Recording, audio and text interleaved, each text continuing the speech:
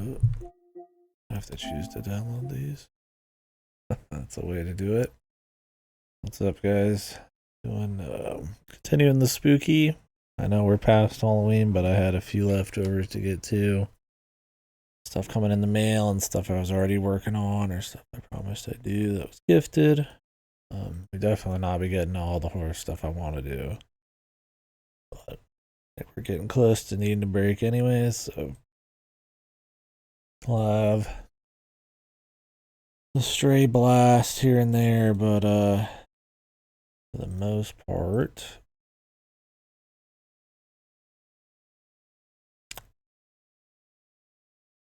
not too much left.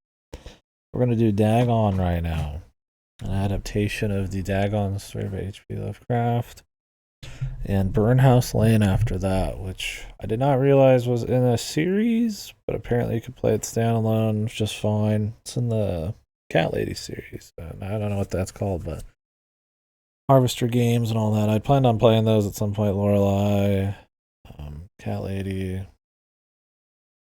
don't remember the other one, but turns out Burnhouse Lane's a little longer than I thought, so will not be a short one. We'll do it over the next couple days.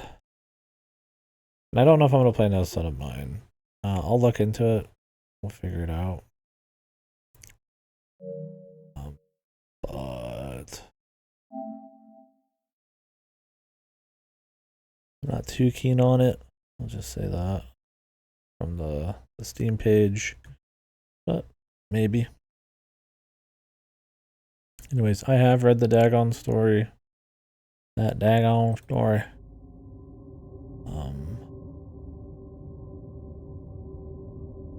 DLC.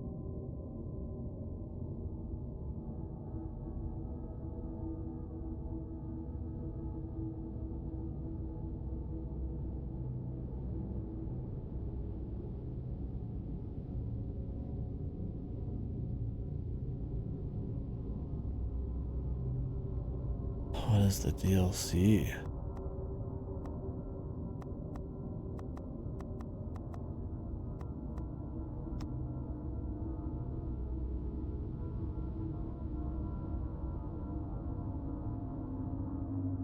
Oh. I hate. So, from what I understand, these are like, I don't know much. They're like adaptations. This has everything. Oops, load. Let's go through those. These are kind of like visual representations or something, explorable-ish versions of the stories. I don't think it's how hard it's adapting it as much as it is kind of visualizing. But we'll see. I'm rocking a sweet headache. Sorry, I'm a little slow. Get started. Yeah, I read the Dagon story quite a long time ago. It's probably been over a decade now. I have read some Lovecraft recently. I read At the Mountains of Madness. That was a good one, a little bit more lore heavy than his usual stuff. Dagon, from what I remember, is a guy kind of at sea or somewhere at sea in some capacity, whether he's lost at sea or I can't remember exactly. It's really short. Where there's Dagon, monster, kind of sort of appears here and there, and more build up to that. So.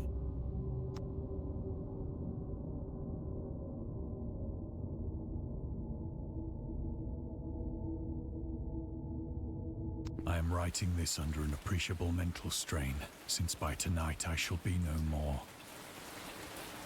Classic Lovecraft start. Guy writing about how he's fucked or he's lost his mind after the fact.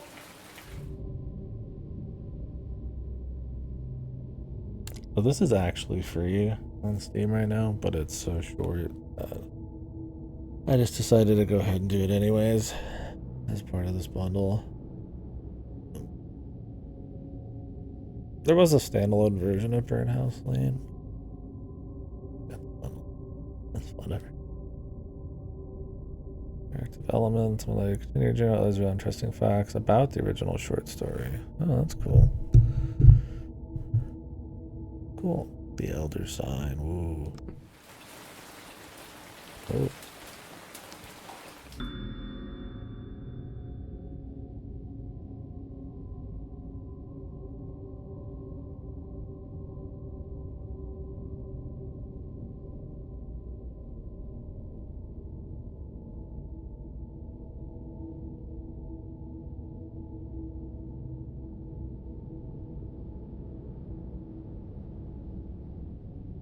Thousand letters. Endless correspondence. And he'd be, Lovecraft would be a fucking Twitter warrior, man.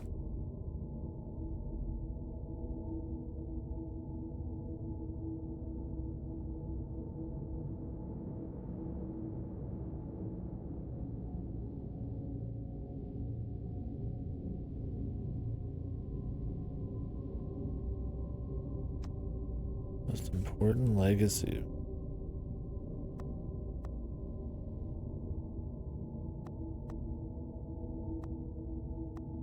We could do the trivia, it's fine. As long as there's not like too much.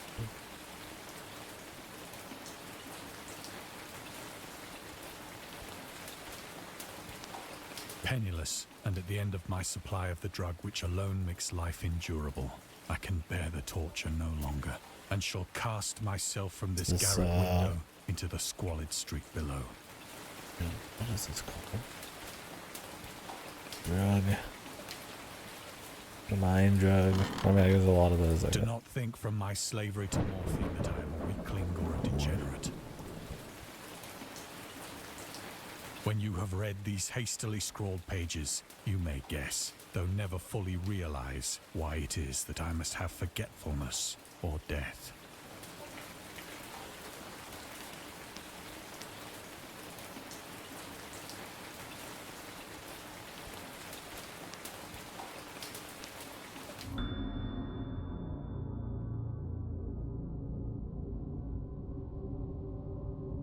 Sold without restrictions until 1940.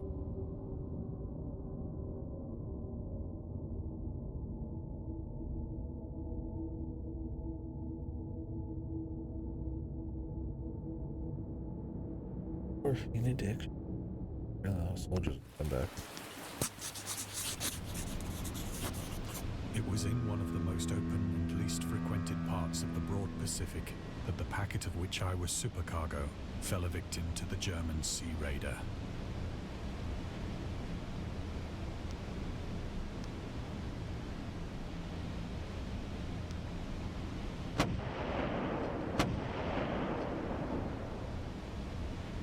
The Great War was then at its very beginning, and the ocean forces of the Hun had not completely sunk to their later degradation. So that our vessel was made a legitimate prize, whilst we of her crew were treated with all the fairness and consideration due us as naval prisoners. The Hun.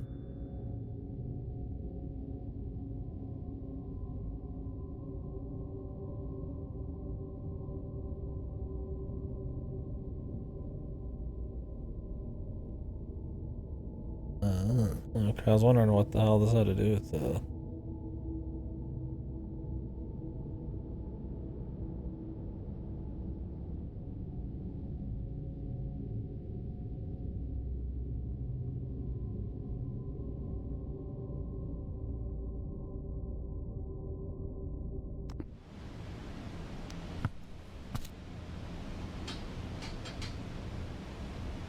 So liberal, indeed, was the discipline of our captors, that 5 days after we were taken, I managed to escape alone in a small boat with water and provisions for a good length of time.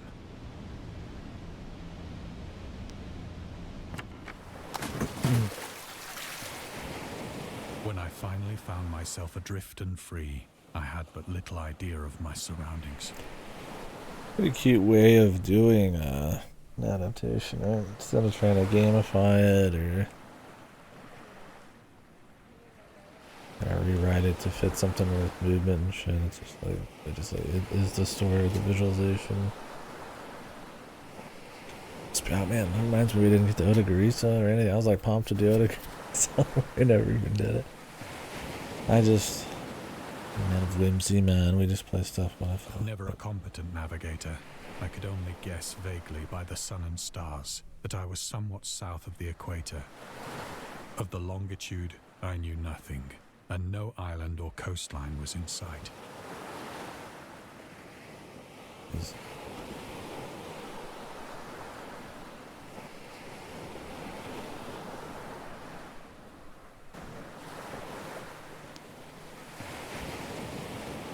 The weather kept fair, and for uncounted days I drifted aimlessly beneath the scorching sun, waiting either for some passing ship or to be cast on the shores of some habitable land.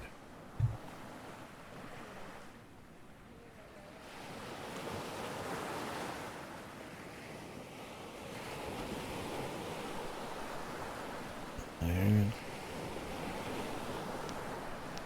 Whoa. That's how much. But neither ship nor land appeared, and I began to despair in my solitude upon the heaving vastness of unbroken blue. The change happened whilst I slept. Its details I shall never know, for my slumber, though troubled and dream-infested, was continuous.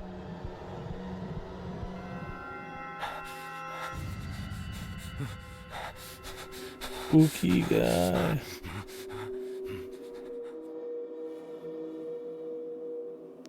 When at last I awoke, it was to discover myself half sucked into a slimy expanse of hellish black mire, which extended about me in monotonous undulations as far as I could see, and in which my boat lay grounded some distance away.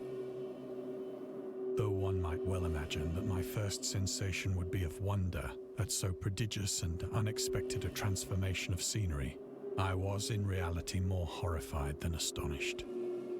For there was in the air and in the rotting soil a sinister quality which chilled me to the very core. The region was putrid with the carcasses of decaying fish and of other less describable things which I saw protruding from the nasty mud of the unending plain.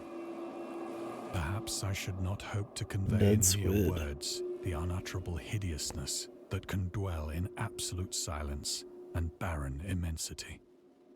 There was nothing within hearing and nothing in sight save a vast reach of black slime. Yet the very completeness of the stillness and the homogeneity of the landscape oppressed me with a nauseating fear. The sun was blazing down from a sky which seemed to me almost black in its cloudless cruelty, as though reflecting the inky marsh beneath my feet.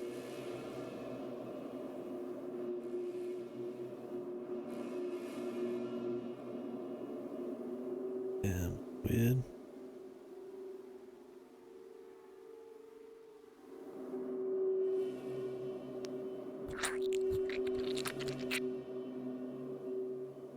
As I crawled into the stranded boat, I realized that only one theory could explain my position.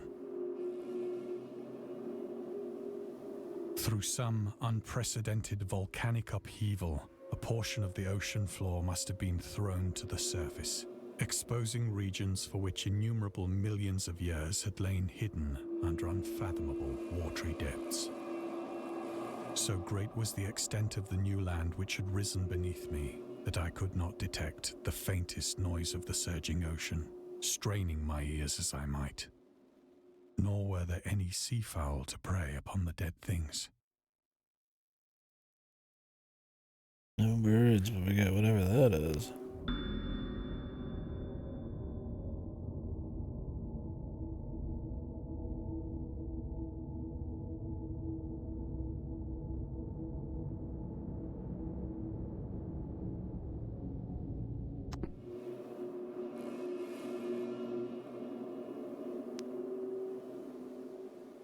For several hours I sat thinking or brooding in the boat, which lay upon its side and afforded a slight shade as the sun moved across the heavens.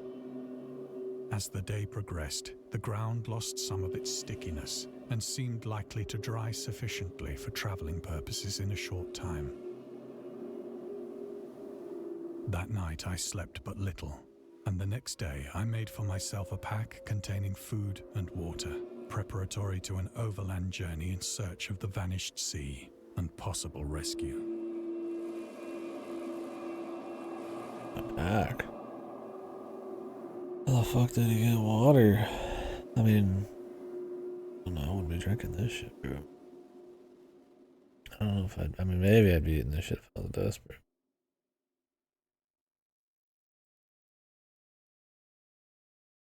Better than dying.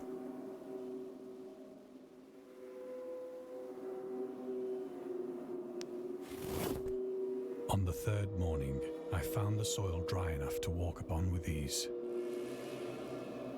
The odor of the fish was maddening, but I was too much concerned with graver things to mind so slight an evil, and set out boldly for an unknown goal. If this shit ever gave way, you'd be fucking swimming, dude. To mention this would probably be like a fucking mire, you'd probably just slip in.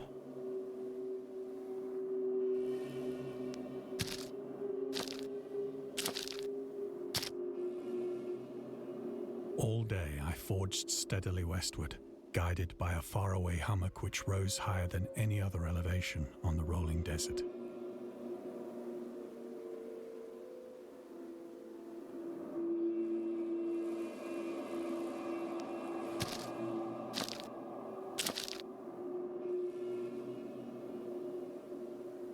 The big man.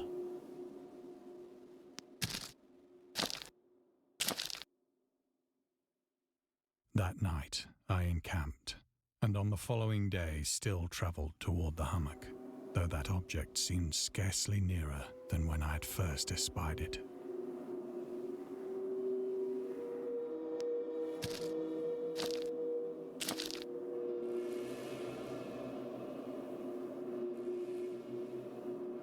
By the fourth evening, I attained the base of the mound, which turned out to be much higher than it had appeared from a distance. An intervening valley setting it out in sharper relief from the general surface.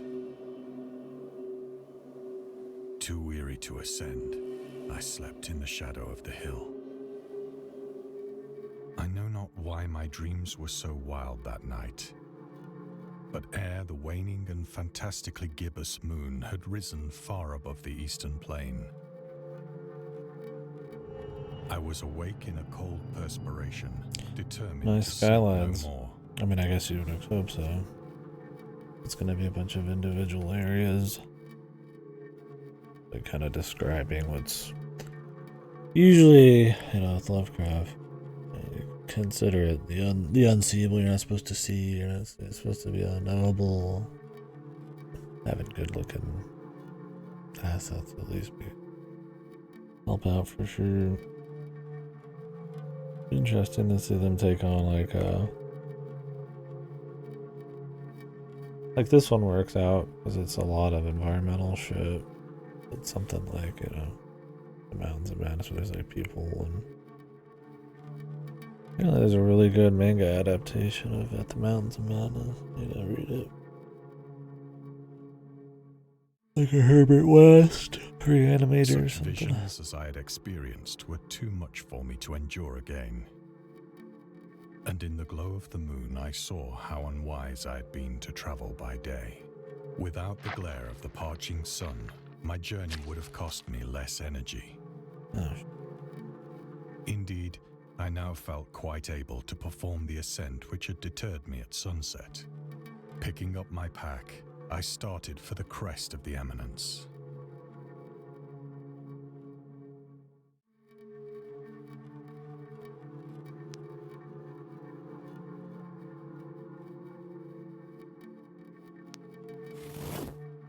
I have said that the unbroken monotony of the rolling plain was a source of vague horror to me.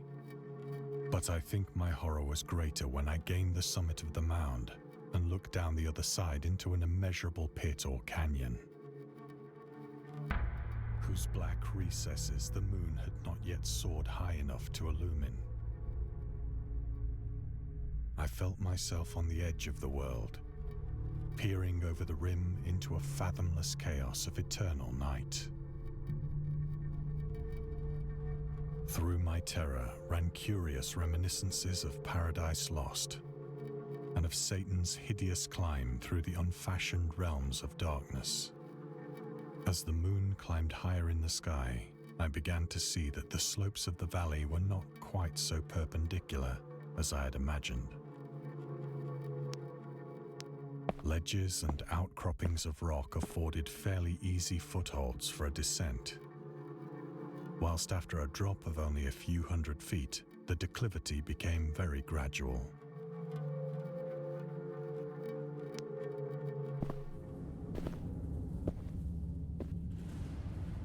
Urged on by an impulse which I cannot definitely analyze, I scrambled with difficulty down the rocks and stood on the gentler slope beneath, gazing into the Stygian deeps, where no light had yet penetrated. All at once, my attention was captured by a vast and singular object on the opposite slope, which rose steeply about 100 yards ahead of me. An object that gleamed whitely in the newly bestowed rays of the ascending moon. I don't remember all this. It's been a long time since I read this. So it's like I remember the locations and then Dagon, but all of this, the obelisk. I'm just kind of into it, right? Kind of re-experience it. Cool way of doing it. That it was merely a gigantic piece of stone, I soon assured myself. It's carved. But I was conscious of a distinct impression that its contour and position were not altogether the work of nature. A closer scrutiny filled me with sensations I cannot express.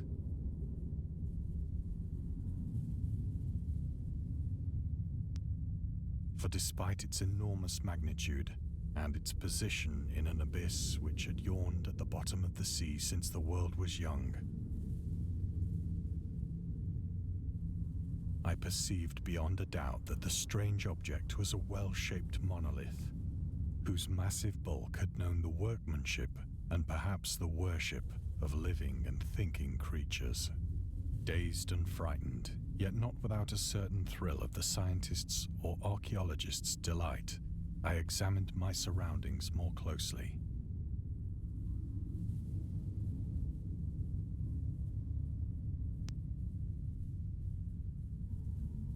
Monolith. The moon, now near the zenith, shone weirdly and vividly above the towering steeps that hemmed in the chasm. In this guy's context, I guess just about anything would be spooky. And revealed the fact that a far-flung body of water flowed at the bottom, winding out of sight in both directions and almost lapping my feet as I stood on the slope. Across the chasm, the wavelets washed the base of the Cyclopean monolith, on whose surface I could now trace both inscriptions and crude sculptures.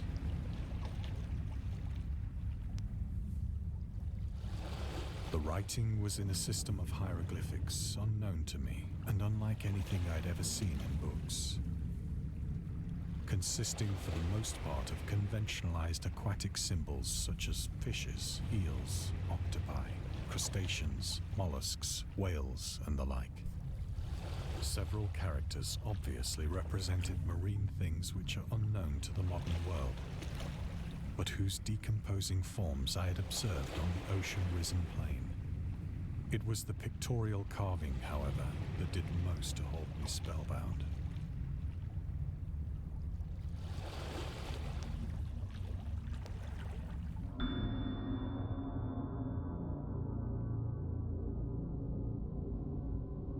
This is Dagon, the story. It is like a visualization of the story. That was the first one I ever read by him. And that's like over a decade ago. So it's kind of like, which is a really short story. I don't think it was more than even 20 pages. I don't remember. But, yeah, it's like a visualization, kind of voice acted, kind of telling of it. Little bits of trivia you can find. You can turn off the trivia for, you'll read them later, but There's a couple little bonus short stories apparently in here, so we'll watch those too, but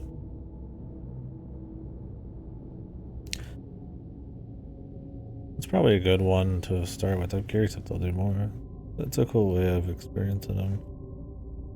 Dagon doesn't have many characters or talking or anything, right? Some of his other ones have like people, you know, things going on, right? Dagon's mostly about like walking an environment and describing the horrors.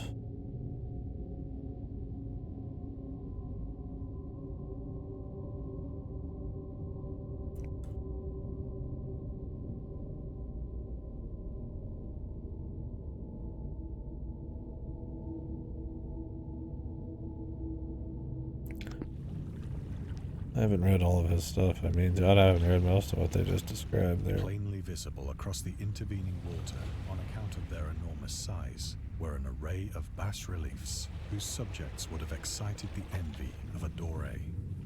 I think that these things were supposed to depict men, at least a certain sort of men. Though the creatures were shown disporting like fishes in the waters of some marine grotto. They're good. I mean, I've liked the ones I've read. A good variety. I mean, it usually involves, you know, going insane or not showing the creatures or what's going on, you know, that kind of stuff. But I think I would recommend reading them or reading stuff like it because it's a good kind of depiction of the strength of short story and like text-based horror where your imagination does work. And since his stuff is about not showing as much, which is always why the games don't really work super well, it's about kind of like, you know, unknowable powers beyond you and stuff. It's a cool way to do it because you don't really see stuff in the text. Well, not that they're all like that. There's stuff like Herbert West, the Reanimator, which is like a kind of some guy trying to bring people back to life or something, and there's a lot of cool ones. There's some that are just more like almost slasher kind of kill ones, and I read At the Mountains of Madness recently, which is almost more like lore. Not really digs into a lot of that kind of stuff, and usually cool settings. And they're short. I think one of the longest ones is probably Call of Cthulhu, which is like I haven't read it yet, but I don't think it's more than 50, 60 pages. God, there's so many adaptations too. Like I was saying earlier, At the Mountains of Madness has a manga adaptation that's supposed to be really good. Like really nice art and stuff. Yeah, I recommend it. I have a few story collection books, but I just haven't gone through them all yet. Or paying homage at some monolithic shrine, which appeared to be under the waves as well. You can get in the right mindset and put on some tense tunes or just kind of be in a quiet room. There's some good tension there. I mean, obviously the way he writes, because it's a little older, you might have to take your time with it. But it's not basically made for like easy. Not like going back and reading like Inferno or some shit. I had to sit there for a long time every fucking page, but Lovecraft, you can kind of get through it. It's like Poe. It's like kind of might take a little bit, but you get what's going on. Reread a few things here and there. Of their faces, Which is why this is kind of I dare cool. not speak in detail, for the mere remembrance makes me grow faint, grotesque beyond the imagination of a Poe or a Bulwer.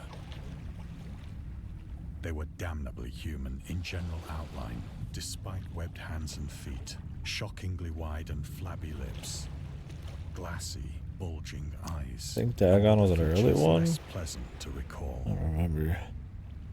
Curiously enough, they seem to have been chiseled badly out of proportion with their scenic background. For one of the creatures was shown in the act of killing a whale, represented as but little larger than himself. I remarked, as I say, their grotesqueness and strange size, but in a moment decided that they were merely the imaginary gods of some primitive fishing or seafaring tribe. Some tribe whose last descendant had perished eras before the first ancestor of the Piltdown or Neanderthal man was born. Awestruck at this unexpected glimpse into a past beyond the conception of the most daring anthropologist, I stood musing whilst the moon cast queer reflections on the silent channel before me. Then, suddenly, I saw it. With only a slight churning to mark its rise to the surface, the thing slid into view above the dark waters. Powerful, loathsome, it darted like a stupendous monster of nightmares to the monolith, about which it flung its gigantic scaly arms, the while it bowed its hideous head and gave vent to certain measured sounds.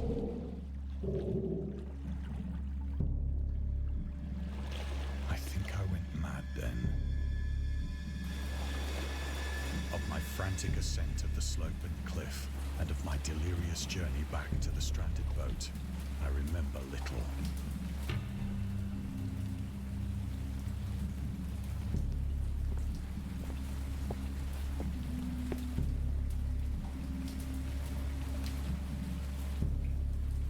I believe I sang a great deal and laughed oddly when I was unable to sing.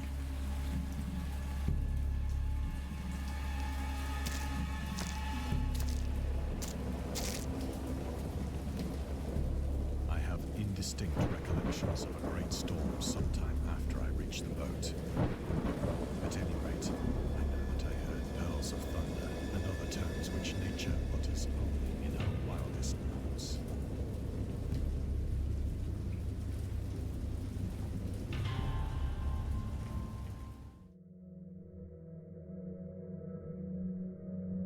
When I came out of the shadows, I was in a San Francisco hospital, brought thither by the captain of the American ship which had picked up my boat in mid-ocean. In my delirium, I had said much, but found that my words had been given scant attention.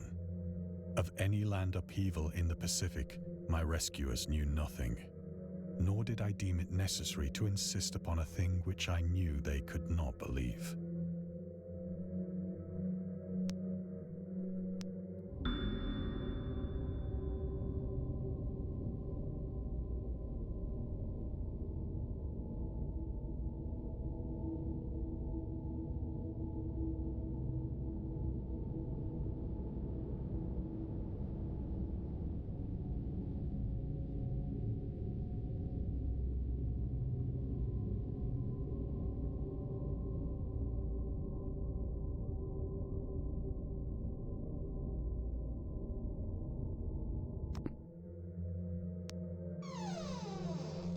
Keep it going.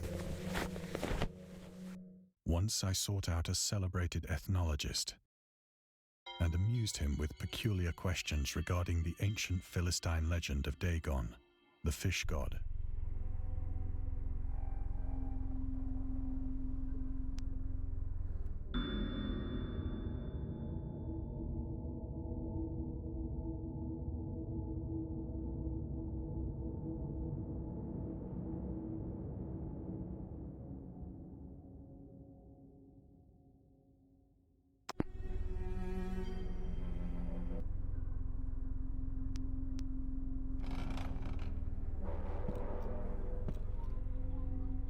But soon perceiving that he was hopelessly conventional, I did not press my inquiries.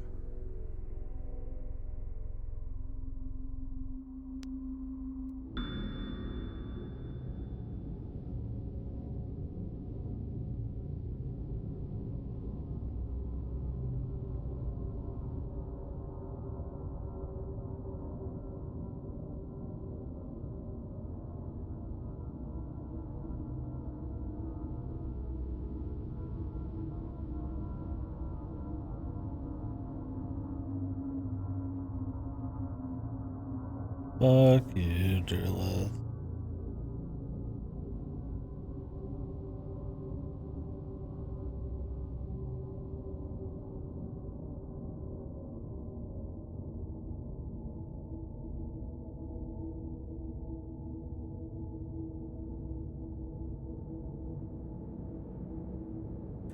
Where did he introduce good versus evil doctrine?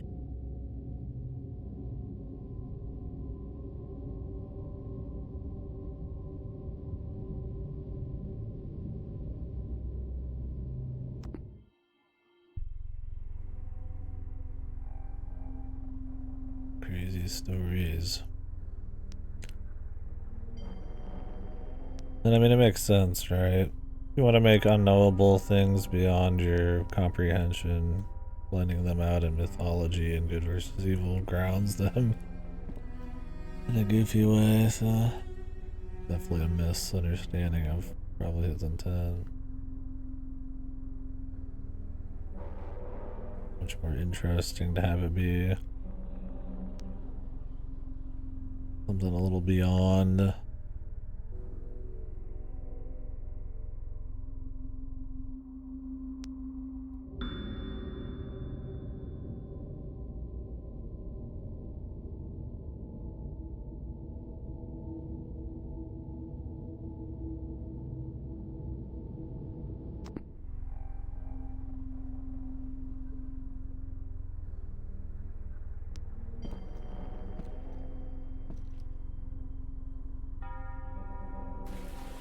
It is at night, especially when the moon is gibbous and waning, that I see the thing.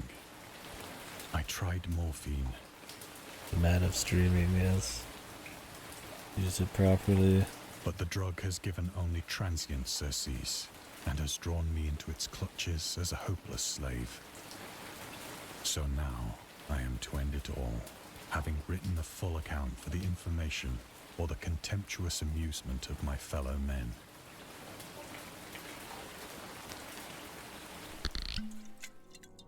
Often, I ask myself if it could not all have been a pure phantasm. A mere freak of fever as I lay sun-stricken and raving in the open boat after my escape from the German man-of-war. This I ask myself, but ever does there come before me a hideously vivid vision in reply. I cannot think of the deep sea without shuddering at the nameless things that may at this very moment be crawling and floundering on its slimy bed, worshipping their ancient stone idols and carving their own detestable likenesses on submarine obelisks of water-soaked granite. I dream of a day when they may rise above the billows to drag down into their reeking talons the remnants of puny, war-exhausted mankind. Of a day when the land shall sink and the dark ocean shall ascend amidst universal pandemonium.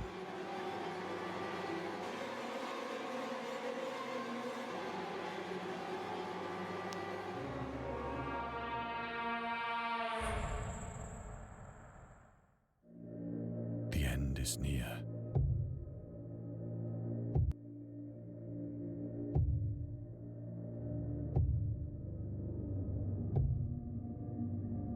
I hear a noise at the door, as of some immense slippery body lumbering against it. It shall not find me.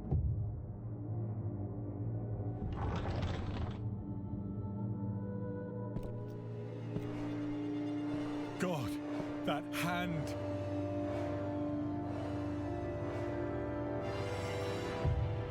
The window! The window!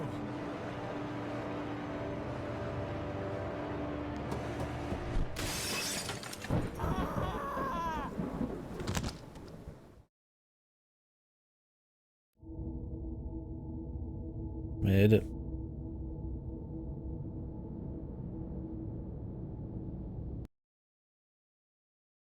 And that's most of his story. Some dude fucking losing his shit.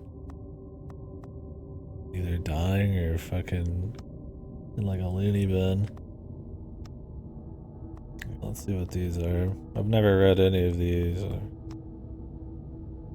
The DLC is short, little known short story written by H.P. Lovecraft in June 1922. Almost a year later.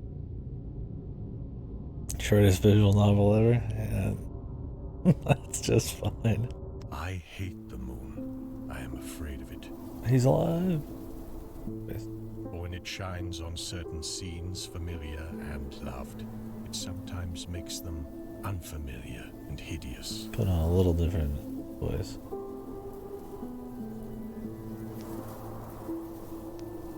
It was in the spectral summer when the moon shone down on the old garden where I wandered. The spectral summer of narcotic flowers and humid seas of foliage that bring wild and many-colored dreams.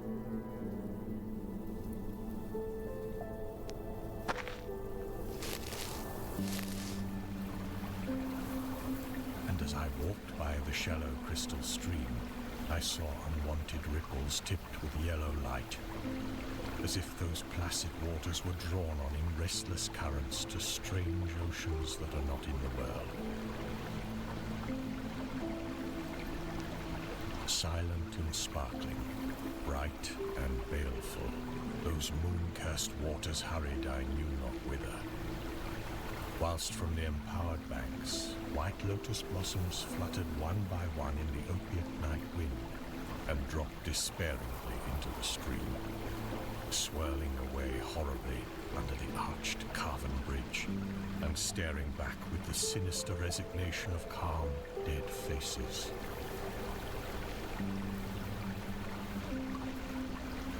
Whoa. Dead face.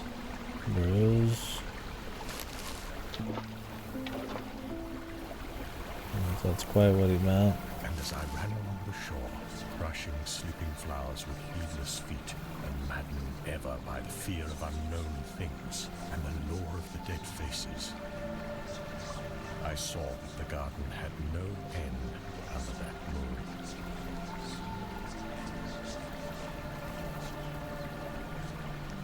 For where by day the walls were, there stretched now only new vistas of trees and paths, flowers and shrubs, stone idols and pagodas, and bendings of the yellow-litten stream past grassy banks and under grotesque bridges of marble.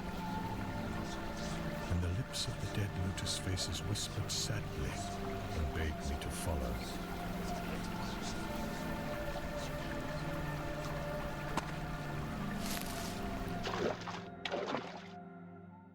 Nor did I cease my steps till the stream became a river, and joined amidst marshes of swaying reeds and beaches of gleaming sand, the shore of a vast and nameless sea.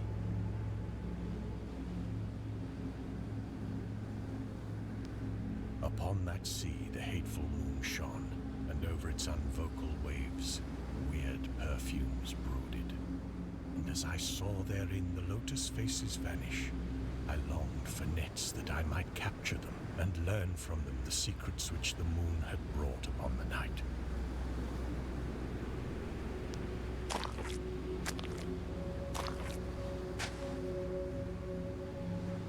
But when the moon went over to the west, and the still tide ebbed from the sullen shore, I saw in that light old spires that the waves almost uncovered, and white columns gay with festoons of green seaweed. And knowing that to this sunken place all the dead had come, I trembled and did not wish again to speak with the lotus faces.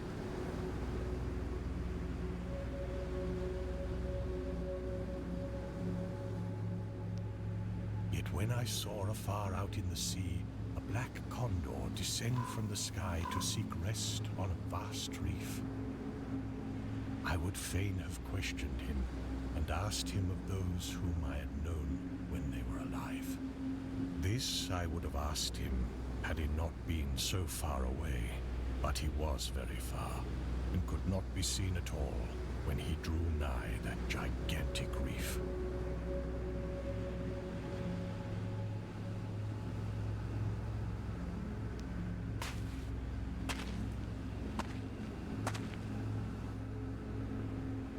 So I watched the tide go out under that sinking moon and saw gleaming the spires, the towers, and the roofs of that dead, dripping city. And as I watched, my nostrils tried to close against the perfume-conquering stench of the world's dead. For truly, in this unplaced and forgotten spot, had all the flesh of the churchyards gathered for puffy sea worms to gnaw and glut upon. Over those horrors, the evil moon now hung very low, but the puffy worms of the sea need no moon to feed by. And as I watched the ripples that told of the writhing of worms beneath, I felt a new chill from afar out, whither the condor had flown, as if my flesh had caught a horror before my eyes had seen it.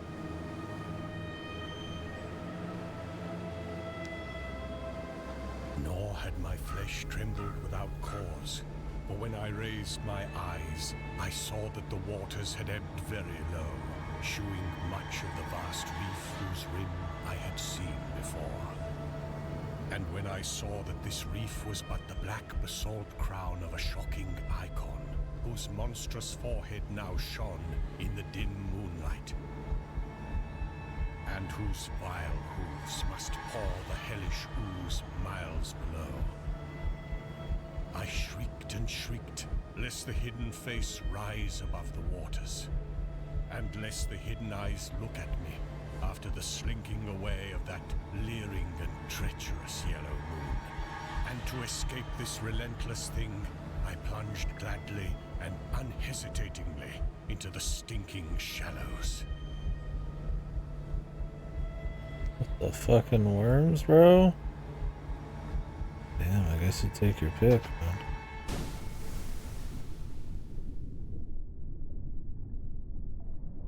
Where amidst weedy walls and sunken streets, fat sea worms feast upon the world's dead.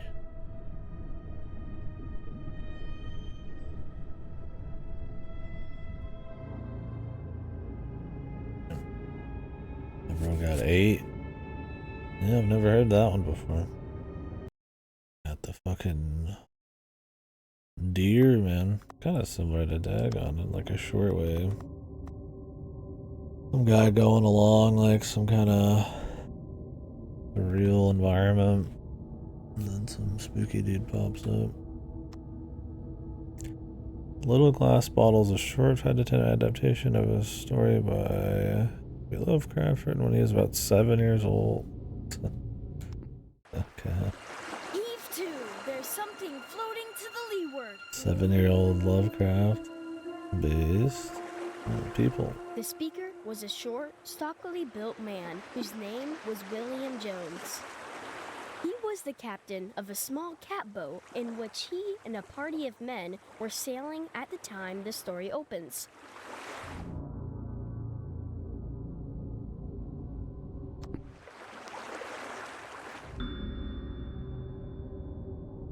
$18.90. And on it.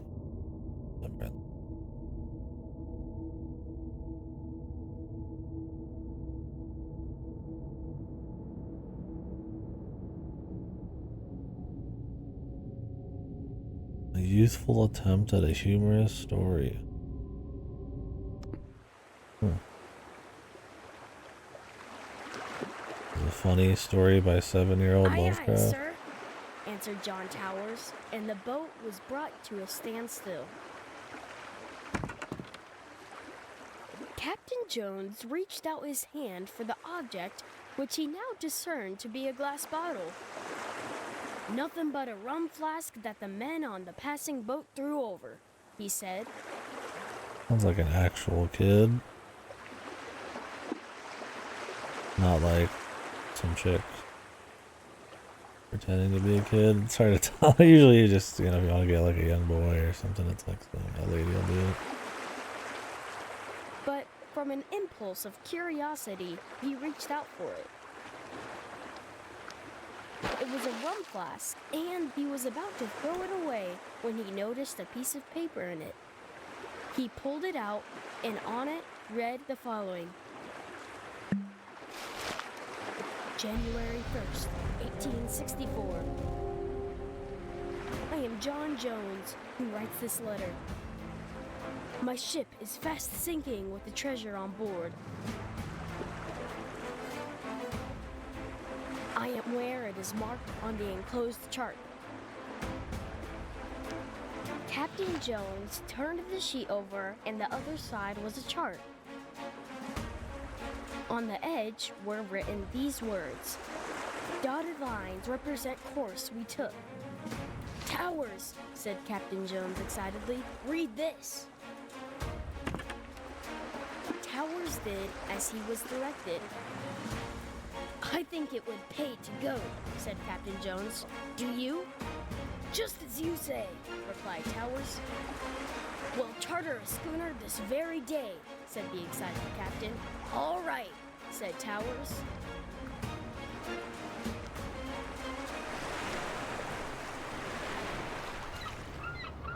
So they hired a boat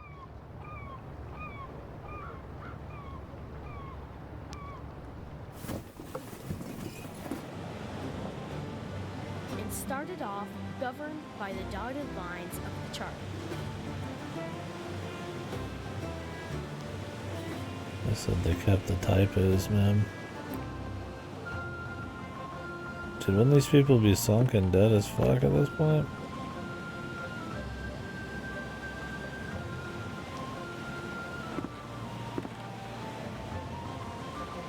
In 4 weeks, they reached the place where directed. This is the chart isn't shit. And the divers went down. Okay, they just wanted the what was left.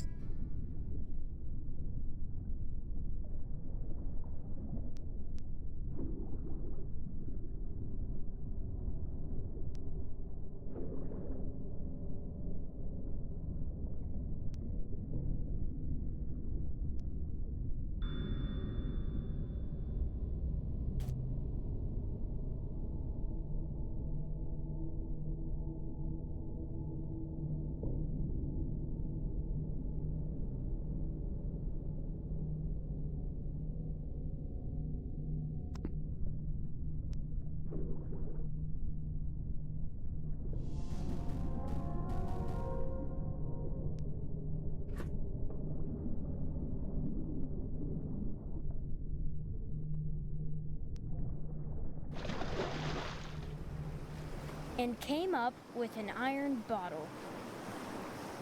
A whole They lot. found in it the following lines scribbled on a piece of brown paper.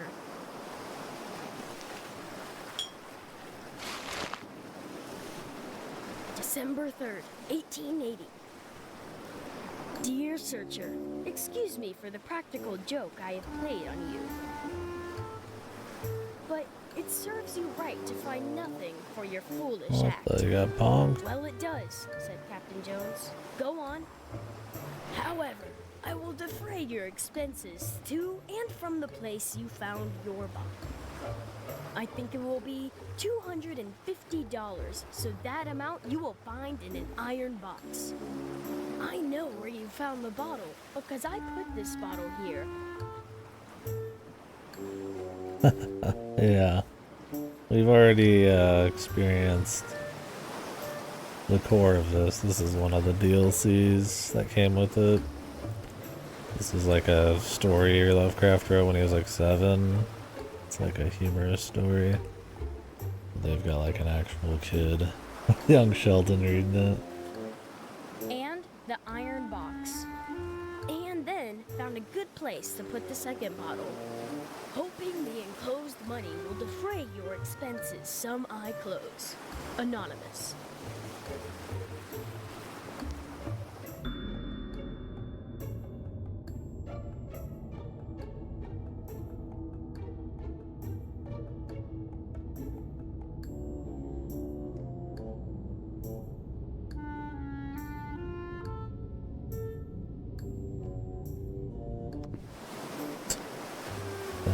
Years apart. I'd like to kick his head. Damn off, said kid. Captain Jones. Dumb fuck. Can't write a consistent, detailed story. Here, diver, go and get the $250.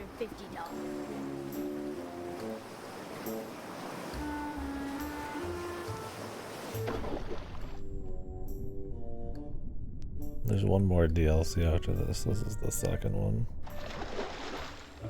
It was interesting re-experiencing Dagon through like a visualized kind of way of doing it here.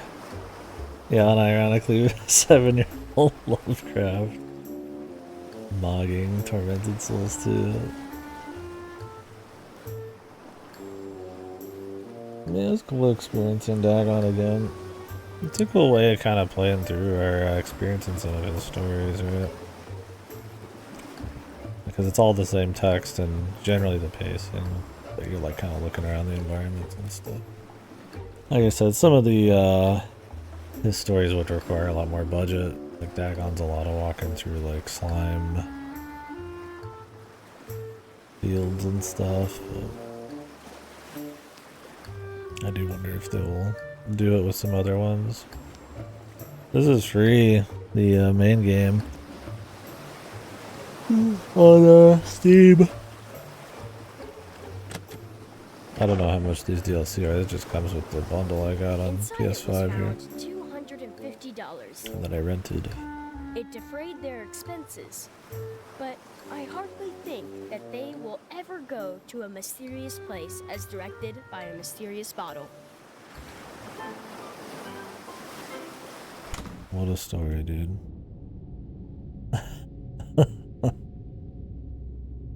Some guys read a note in a bottle that said to come to this spot because they are sinking. So they go there to loot it, and then they got punked. And it was just some guy who left a note telling them they got punked. But I guess he still paid for the trip. Cool.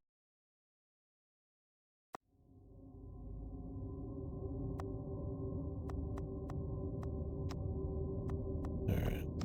The last of the stories. The railway horror. It's not an official Lovecraft story. It's an excerpt from the writer's letter to his friend Donald Wanderer, which he described one of his dreams. My dreams occasionally approached the fantastical in character, though falling somewhat short of coherence. Dude, how did they get Lovecraft to voice his own dream here? One scene is especially stamped upon my recollection.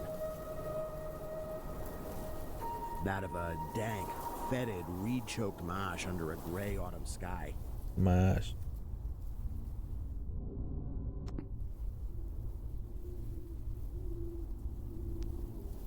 With a rugged cliff I'm a of dance lichen-crusted Lovecraft. stone rising to the north.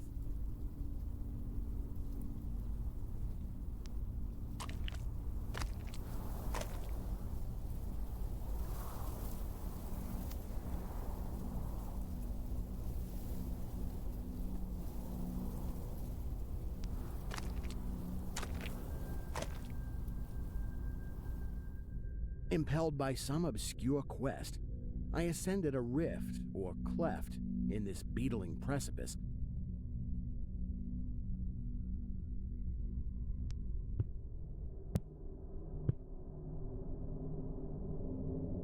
Noting as I did so the black mouths of many fearsome burrows extending from both walls into the depths of the stony plateau.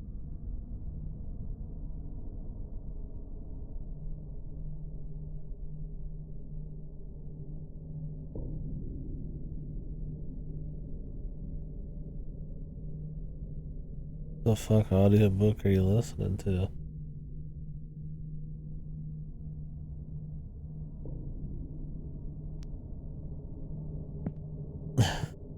What is the context of someone making a stream joke like that? The passage was roofed over by the choking of the upper parts In of the narrow story. fissure.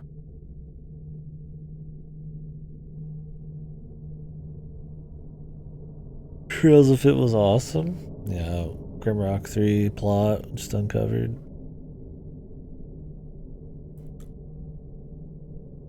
Okay.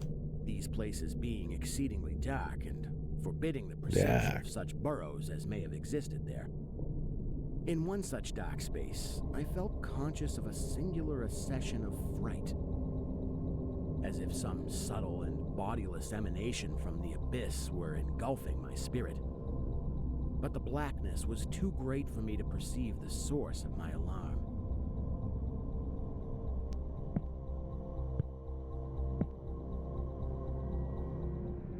At length, I emerged upon a tableland of moss-grown rock and scanty soil, lit up by a faint moonlight which had replaced the expiring orb of day. Casting my eyes about, I beheld no living object, but was sensible of a very peculiar stirring far below me amongst the whispering rushes of the pestilential swamp I had lately quitted.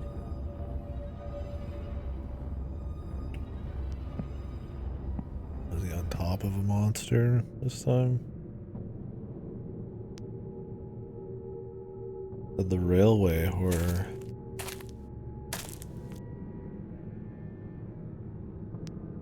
I wonder if all the people he like wrote letters to just thought he was a pain. Apparently he wrote a shitload in his later years. After walking for some distance, I encountered the rusty tracks of a street railway and the worm-eaten poles which still held the limp and sagging trolley wire.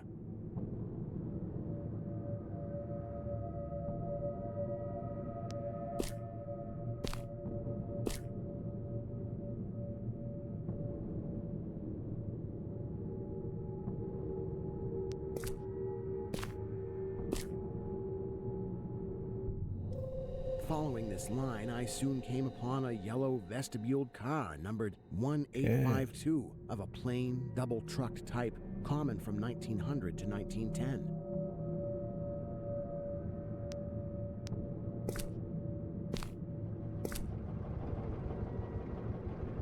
It was untenanted, but evidently ready to start.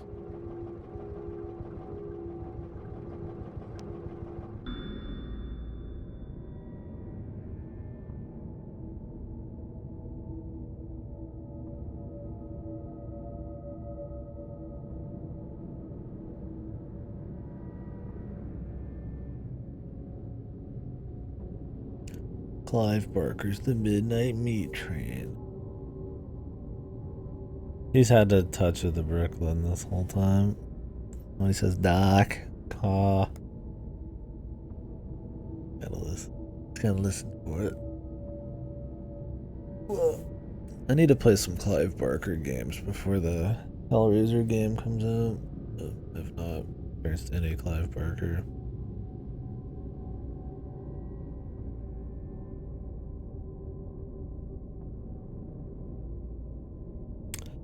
Oh, they're fucking, they're repping their next game already.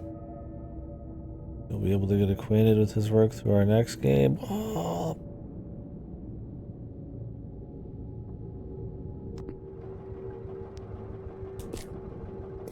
Cool.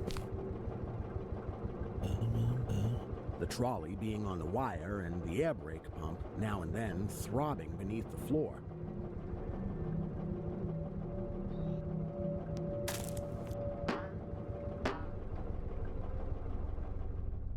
I boarded it and looked vainly about for the light switch.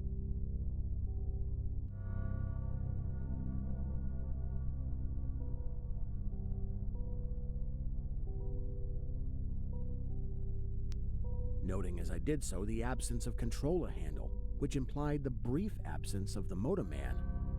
Then I sat down in one of the cross seats toward the middle, awaiting the arrival of the crew and starting of the vehicle. Starting.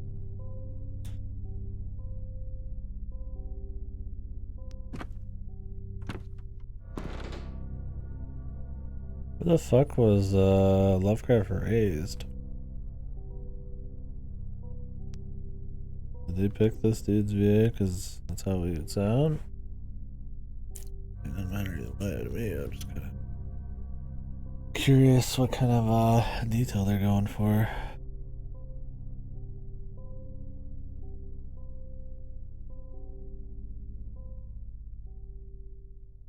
This is just some guy in the story. It's supposed to be Lovecraft's nightmare he wrote a letter on, so I want to say that they were going for maybe it was his voice, in theory. Presently, I heard a swishing in the sparse grass toward the left and saw the dark forms of two men looming up in the moonlight. They had the regulation caps of a railway company, and I could not doubt but that they were the conductor and motorman. Then one of them sniffed with singular sharpness and raised his face to howl at the moon. Oh, Rhode Island. The other dropped on all fours to run toward the car. I leapt up and at once raced madly out of that car.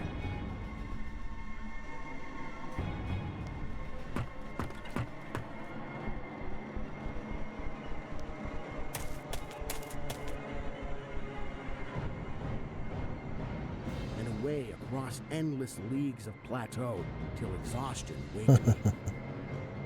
That's an American accent, close enough.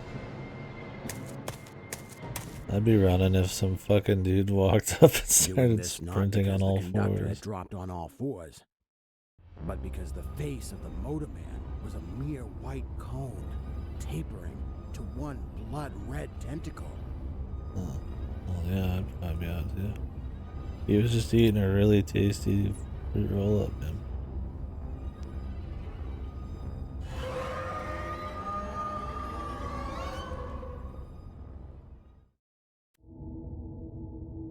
Alright, man.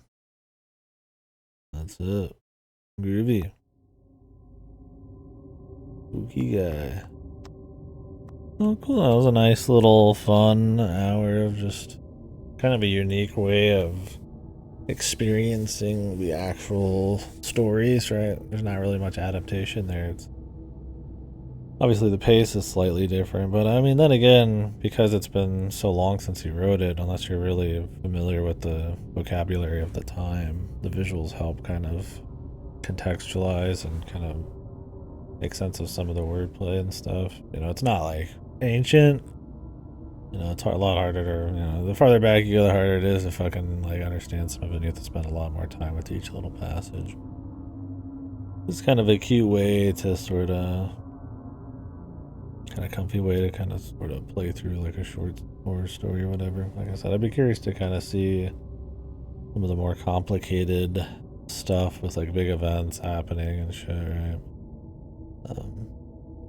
You know, they picked a lot of stuff where you're kind of wandering through some kind of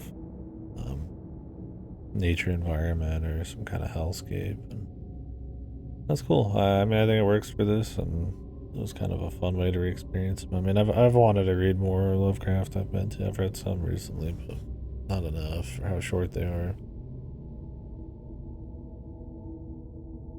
A little trivia is nice. Learn a little bit. Because I mean, I imagine a fair amount of people playing this would probably have already read it. Yeah, you can play this free on Steam, the Dagon one. Took me like, what, 30-40 minutes? Pretty cute way to kind of get that story, early Lovecraft story. But, yeah. That's pretty much it for Dagon. All the trivia pieces.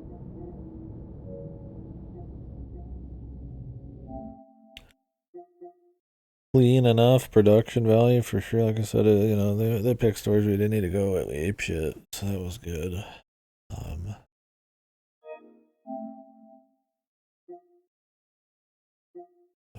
Yeah, I'm fucking tired. Jesus Christ. Yeah, I'm curious what they're doing next. Apparently, a different author. I mean, there's so many Lovecraft stories. I'd go for a few more, man. Probably safe pick, but I get it. I'll just do the same thing over and over, maybe. Dagon Team. But yeah, you can get this for free right now.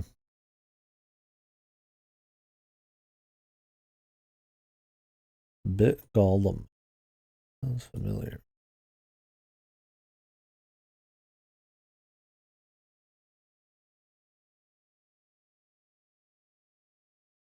Pools of Madness. Oh, wait, view full list.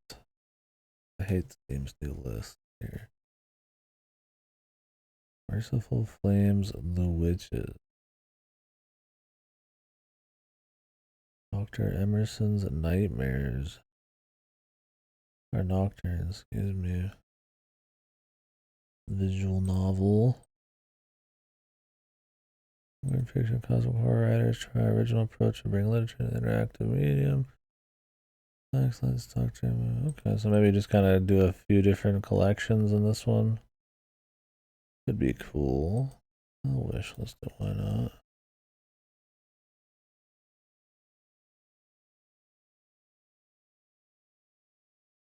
And the Pools of Madness. Lovecraftian roguelite pool. Shoot some balls, unleash horrors from beyond, go insane and try again. Alright. Interesting. Oh, cool for them. There's not much else to say on it. Well, next up, I'm gonna take a slight break and I'll restart the stream. I need like a micro nap or something. We'll be doing Birdhouse Lane. So this is a little longer than I thought. This will take probably a couple days, including today.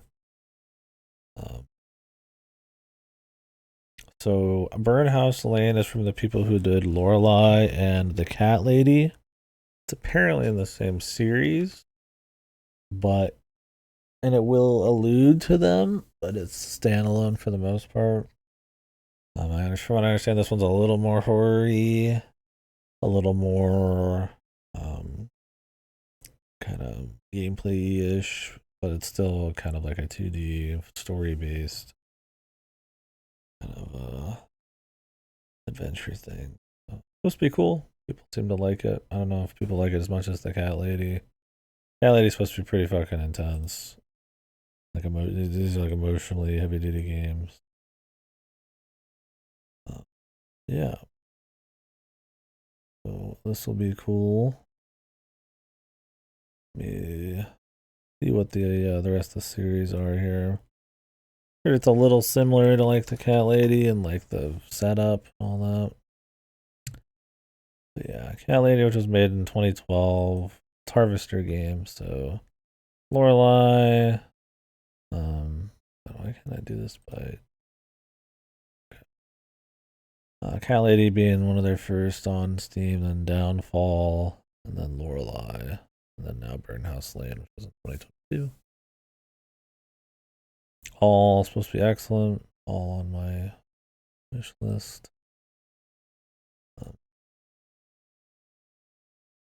Yeah. So we'll do this. I could send it back and then do the other three first, but I've heard it's like, it's like, you probably should read the others first, but only, it's not like direct or anything. It's kind of illusion stuff. So it's probably fine, Awaria.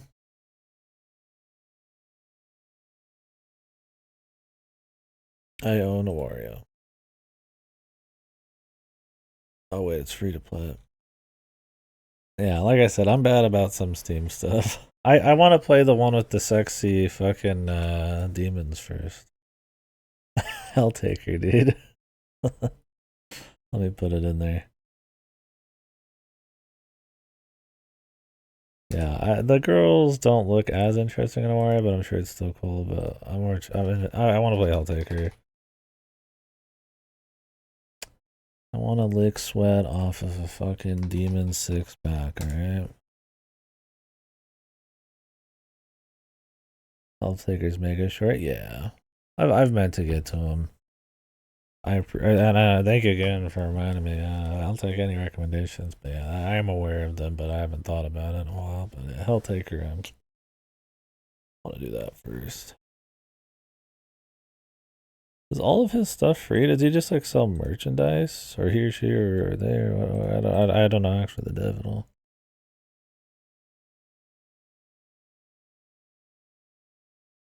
Does it actually like sell other things? I guess the art books,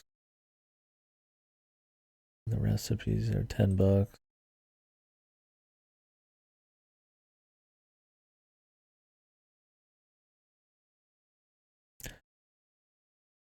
How did Awaria do? I gotta say, them all being like green probably wasn't Good for keeping it unique. Since they sell on the fucking fan service a bit. It still looks good. And I like the Yuri angle.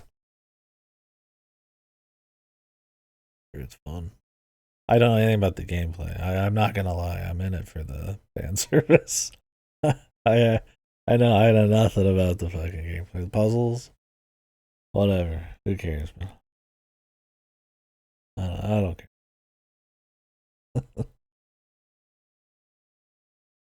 Terrifying adventure from the masters of horror will make you question life.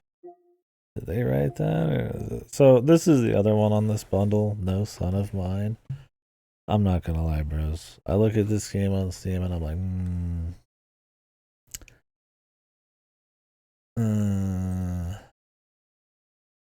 I mean, it's apparently not bad, but there's very little conversation about it, and it looks kind of generic. So I don't think I'm gonna play it. I'm just gonna play Burnhouse Lane. Merch sales, okay. I'll get people in and then sell merch. That's cool.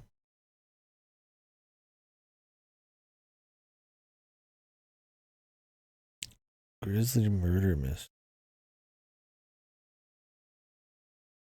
Huh.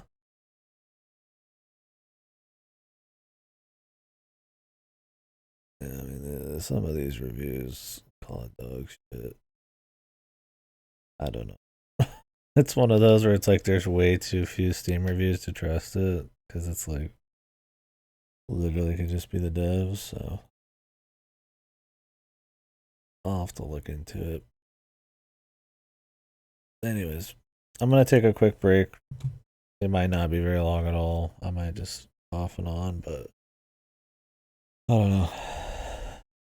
I had some weak sleep, I guess, or does work, or fucking sleep apnea. I don't know. Yeah, so Burnhouse Lane. We'll do James's games, which will cool. That'll be another collection of short horror by a dev. Go through a bunch of them, like with David Smetsky's games. And I splurged, guys. I purchased a game. Hold the phones. I purchased this game for $18, and I had some Steam card money. It looks really cool. And it's supposed to be fucking up. A mystery game. A little supernatural mystery game. Supposed to be pretty sweet. I was thinking about playing that by day and then shooting order by night and getting the fucking yin yang of fucking mystery games. Maybe later this week we get the critically acclaimed Seance of Blake Manor and then the whatever the fuck shooting order after 7 p.m. Central. I could start shooting tonight, but I kind of want to make sure I get Burnhouse done and sent back. So we'll see. But, we'll be starting shooting order nightly, kind of gearing it around. Why not go to schedule, right? I don't know when Adri and Riggs and everybody else are around, so it'll be small amounts, right? You know, like 5 hours or so a night. But I don't know if I'll start it until after Burnhouse Lane. Anyway, catch you guys in a few. Thanks for watching. Appreciate you. Love you. I love you.